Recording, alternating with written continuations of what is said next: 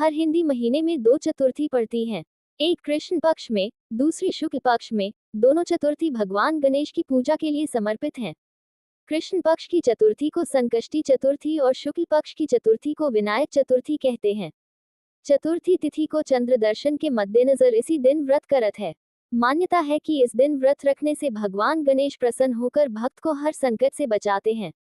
संकष्टी चतुर्थी का महत्व। संकष्टी चतुर्थी का अर्थ संकट को हरने वाली चतुर्थी है। जिस व्यक्ति को किसी भी प्रकार की तकलीफ है, वह इंसान यह व्रत रखता है। और जो गौरी पुत्र गणेश की पूजा करता है तो गणेश उसे दुखों से छुटकारा दिलाते हैं।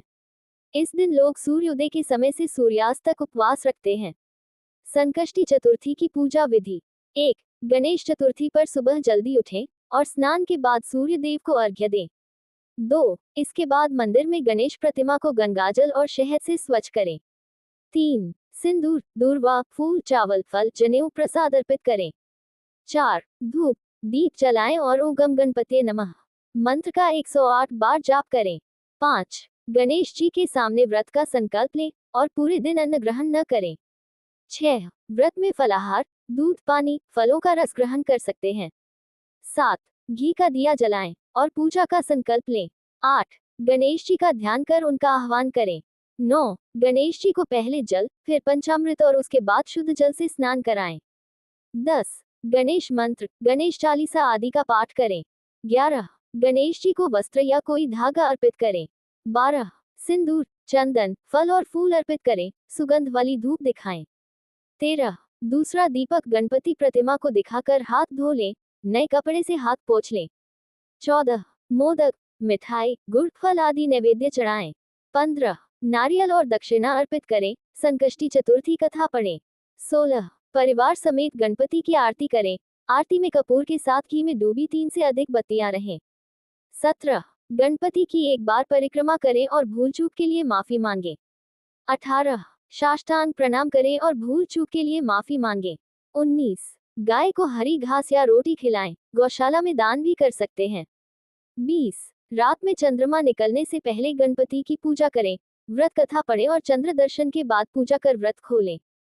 21. इसके बाद पारण करें। संकष्टी गणेश चतुर्थी व्रत करने से घर परिवार में आ रही विपदा दूर होती है, कई दिनों से रुके मांगलिक कार्य संपन्न होते हैं तथा भगवान श्री गणेश असीम सुखों की प्राप्ति कराते हैं। माह की किसी भी चतुर्थी के दिन भगवान श्री गणेश की पूजा के दौरान संकष्टी गणेश चतुर्थी व्रत की कथा पढ़ना अथवा सुनना जरूरी होता है। इससे संबंधित 4 कथाएं प्रचलित हैं।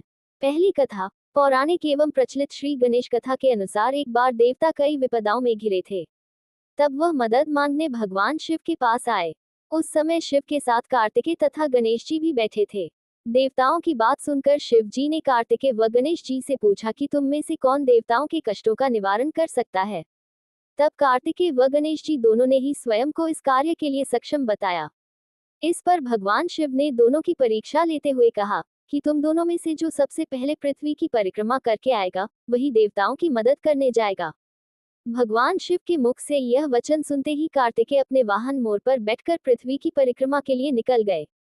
परंतु गणेश जी सोच में पड़ गए कि वह चूहे के ऊपर चढ़कर सारी पृथ्वी की परिक्रमा करेंगे तो इस कार्य में उन्हें बहुत समय लग जाएगा। तभी उन्हें एक उपाय सूझा। गणेश जी अपने स्थान से उठे और अपने माता पिता की 7 बार परिक्रमा करके वापस बैठ गए। परिक्रमा करके लौटने पर कार्तिकेय स्वयं को विजेता बताने लगे। तब शिव जी ने श्री गणेश से पृथ्वी की परिक्रमा न करने का कारण पूछा। तब गणेश ने कहा, माता पिता के चरणों में ही समस्त लोक हैं। ये सुनकर भगवान शिव ने गणेश जी को देवताओं के संकट दूर करने की आज्ञा दी। इस प्रकार भगवान शिव ने गणेश जी को आशीर्वाद दिया कि चतुर्थी के दिन जो तुम्हारा पूजन करेगा और रात्रि में चंद्रमा को अर्घ्य देगा, उसके तीनों ताप यानी दैहिक ताप, दैविक ताप तथा भौतिक ताप दूर होंगे। इस व्रत को करने से व्रतधारी के सभी तरह के दुख दूर होंगे और उसे जीवन के भौतिक सुखों की प्राप्ति होगी। चारों तरफ से मनुष्य की सुख समृद्धि बढ़ेगी, पुत्र पौत्र आदि धन ऐश्वर्य की कमी नहीं रहेगी। गणेश चतुर्थी व्रत की दूसरी कथा। एक समय की बात है, राजा हरिश्चंद्र के राज्य में एक कुम्हार था। वह मिट्टी के बर्तन बनाता, लेकिन वे कच्चे रह जाते थे।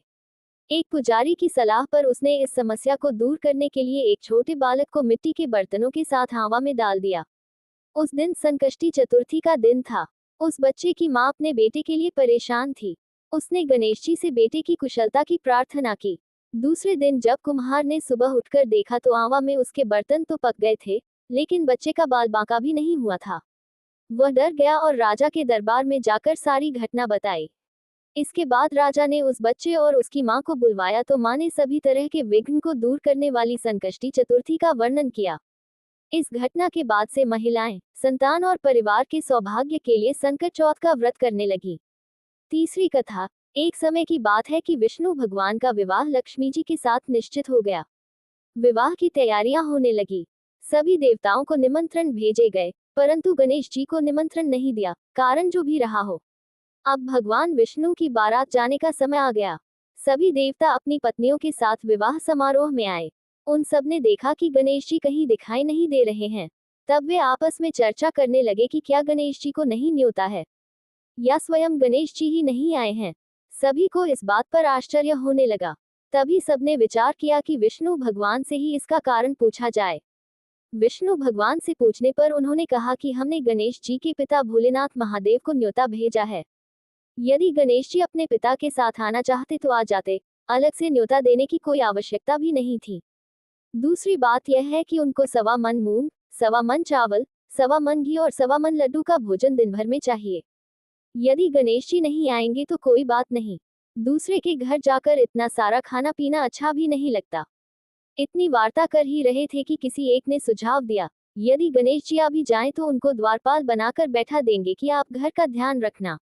आप तो चूहे पर बैठकर धीरे धीरे चलोगे तो बारात से बहुत पीछे रह जाओगे। ये सुझाव भी सबको पसंद आ गया, तो विष्णु भगवान ने भी अपनी सहमति दे दी। होना क्या था कि इतने में गणेश जी वहां आ पहुंचे और उन्हें समझा बुझाकर घर की रखवाली करने बैठा दिया। बारात चल दी। तब नारद जी ने देखा कि गणेश जी तो दरवाजे पर ही बैठे हुए हैं, तो वे गणेश जी के पास गए और रुकने का कारण पूछा। गणेश जी कहने लगे कि विष्णु भगवान ने मेरा बहुत अपमान किया है। नारद जी ने कहा कि आप अपनी मूषक सेना को आगे भेज दे, तो वह रास्ता खोद देगी जिससे उनके वाहन धरती में धंस जाएंगे, तब आपको सम्मानपूर्वक बुलाना पड़ेगा। अब तो गणेश जी ने अपनी मूषक सेना जल्दी से आगे भेज दी और सेना ने जमीन पोली कर दी। जब बारात वहां से निकली तो रथों के पहिए धरती में धंस गए। लाख कोशिश करी, परंतु पहिए नहीं निकले। सभी ने अपने अपने उपाय किए, परंतु पहिए तो नहीं निकले, बल्कि जगह जगह से टूट गए। किसी की समझ में नहीं आ रहा था कि अब क्या किया जाए। तब तो नारद जी ने कहा, आप लोगों ने गणेश जी का अपमान करके अच्छा नहीं किया। यदि उन्हें मनाकर लाया जाए तो आपका कार्य सिद्ध हो सकता है और यह संकट टल सकता है। शंकर भगवान ने अपने दूत नंदी को भेजा और वे गणेश जी को लेकर आए। गणेश जी का आदर सम्मान के साथ पूजन किया। तब कहीं रथ के पहिए निकले।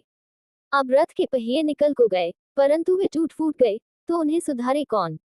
पास के खेत में खाती काम कर रहा था, उसे बुलाया गया। खाती अपना कार्य करने के पहले श्री गणेशाय नमः कहकर गणेश जी की वंदना मन ही मन करने लगा। देखते ही देखते खाती ने सभी पहियों को ठीक कर दिया। तब खाती कहने लगा कि हे देवताओं, आपने सर्वप्रथम गणेश जी को नहीं मनाया होगा और न ही उनकी पूजा की होगी, इसीलिए तो आपके साथ यह संकट आया है। हम तो मूर्ख अज्ञानी हैं, फिर भी पहले गणेश जी को पूजते हैं, उनका ध्यान करते हैं। आप लोग तो देवतागण हैं, फिर भी आप गणेश जी को कैसे भूल गए। अब आप लोग भगवान श्री गणेश जी की जय बोलकर जाएं, तो आपके सब काम बन जाएंगे और कोई संकट भी नहीं आएगा। ऐसा कहते हुए बारात वहां से चल दी और विष्णु भगवान का लक्ष्मी जी के साथ विवाह संपन्न करा के सभी सकुशल घर लौट आए। हे गणेश जी महाराज, आपने विष्णु को जैसो कारज सारियो, ऐसो कारज सबको सिद्ध करजो। बोलो गजानन भगवान की जय। चौथी कथा। श्री गणेश चतुर्थी व्रत की पौराणिक कथा के अनुसार एक बार भगवान शिव तथा माता पार्वती नर्मदा नदी के किनारे बैठे थे। वहां माता पार्वती ने भगवान शिव से समय व्यतीत करने के लिए चौपड़ खेलने को कहा। शिव चौपड़ खेलने के लिए तैयार हो गए, परंतु इस खेल में हार जीत का फैसला कौन करेगा, ये प्रश्न उनके समक्ष उठा तो भगवान शिव ने कुछ तिनके एकत्रित कर उसका एक पुतला बनाकर उसकी प्राण प्रतिष्ठा कर दी और पुतले से कहा, बेटा, हम चौपड़ खेलना चाहते हैं, परंतु हमारी हार जीत का फैसला करने वाला कोई नहीं है, इसीलिए तुम बताना कि हम दोनों में से कौन हारा और कौन जीता। उसके बाद भगवान शिव और माता पार्वती का चौपड़ खेल शुरू हो गया। ये खेल 3 बार खेला गया और संयोग से तीनों बार माता पार्वती ही जीत गईं। खेल समाप्त होने के बाद बालक से हार जीत का फैसला करने के लिए कहा गया, तो उस बालक ने महादेव को विजयी बताया। ये सुनकर माता पार्वती क्रोधित हो गईं और क्रोध में उन्होंने बालक को लंगड़ा होने, कीचड़ में पड़े रहने का श्राप दे दिया। बालक ने माता पार्वती से माफी मांगी और कहा कि यह मुझसे अज्ञानतावश ऐसा हुआ है, मैंने किसी द्वेष भाव में ऐसा नहीं किया। बालक द्वारा क्षमा मांगने पर माता ने कहा, यहाँ गणेश पूजन के लिए नाग कन्याएं आएंगी, उनके कहे अनुसार तुम गणेश व्रत करो, ऐसा करने से तुम मुझे प्राप्त करोगे। ये कहकर माता पार्वती शिव के साथ कैलाश पर्वत पर चली गईं। 1 वर्ष के बाद उस स्थान पर नाग कन्याएं आईं। तब नाग कन्याओं से श्री गणेश के व्रत की विधि मालूम करने पर उस बालक ने 21 दिन लगातार गणेश जी का व्रत किया। उसकी श्रद्धा से गणेश जी प्रसन्न हुए। उन्होंने बालक को मनोवांछित फल मांगने के लिए कहा। उस पर उस बालक ने कहा, हे विनायक, मुझमें इतनी शक्ति दीजिए कि मैं अपने पैरों से चलकर अपने माता पिता के साथ कैलाश पर्वत पर पहुंच सकूं और वे ये देख प्रसन्न हों। तब बालक को वरदान देकर श्री गणेश अंतर्ध्यान हो गए। इसके बाद वह बालक कैलाश पर्वत पर पहुंच गया और कैलाश पर्वत पर पहुंचने की अपनी कथा उसने भगवान शिव को सुनाई। चौपड़ वाले दिन से माता पार्वती शिव जी से विमुख हो गई थी, अतः देवी के रुष्ट होने पर भगवान शिव ने भी बालक के बताए अनुसार 21 दिनों तक श्री गणेश का व्रत किया। इस व्रत के प्रभाव से माता पार्वती के मन से भगवान शिव के लिए जो नाराजगी थी, वह समाप्त हो गई। तब यह व्रत विधि भगवान शंकर ने माता पार्वती को बताई। ये सुनकर माता पार्वती के मन में भी अपने पुत्र कार्तिकेय से मिलने की इच्छा जागृत हुई। तब माता पार्वती ने भी 21 दिन तक श्री गणेश का व्रत किया तथा दूर्वा, फूल और लड्डुओं से गणेश जी का पूजन अर्चन किया। व्रत के 21वें दिन कार्तिकेय स्वयं माता पार्वती जी से आ मिले। उस दिन से श्री गणेश चतुर्थी का ये व्रत समस्त मनोकामनाओं की पूर्ति करने वाला व्रत माना जाता है। इस व्रत को करने से मनुष्य के सारे कष्ट दूर होकर मनुष्य को समस्त सुख सुविधाएं प्राप्त होती हैं।